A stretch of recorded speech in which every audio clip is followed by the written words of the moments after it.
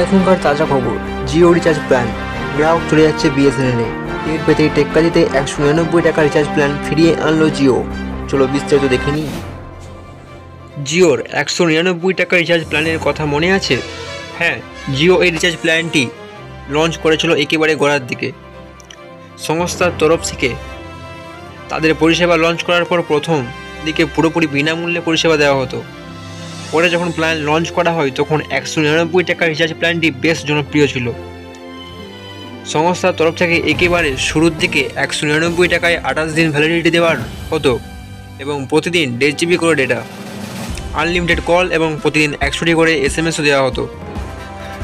পরবর্তীতে এই রিচার্জ প্ল্যানটির দাম বাড়িয়ে করা হয় 239 টাকা এবং এখন এই রিচার্জ প্ল্যানটির দাম করা হয়েছে 299 টাকা। দাম বাড়ানো হলেও সুবিধা বাড়ানো হয়নি।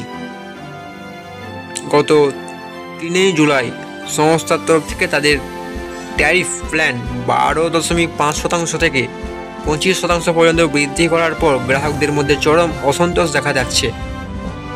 গ্রাহকদের বড় অংশ যারা এইভাবে ডেটা ব্যবহার করে না, কেবলমাত্র কল এবং SMS পরিষেবা ব্যবহার করে থাকেন, তাদের নিজেদের নম্বর রাষ্ট্রায়ত্ত টেলিকম সংস্থা হিসেবে বিএসএনএল পোর্ট করছেন।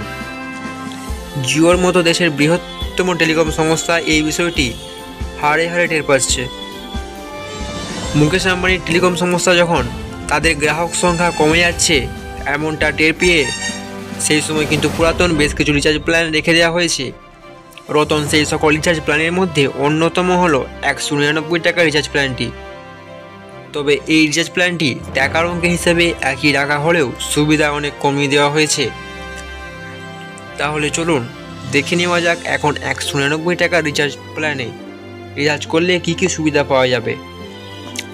এখন জিও গ্রাহকরা 199 টাকা রিচার্জ করলে আগের মতোই আনলিমিটেড কল, প্রতিদিন 1.5 GB করে ডেটা এবং প্রতিদিন 100টি করে SMS পাবেন।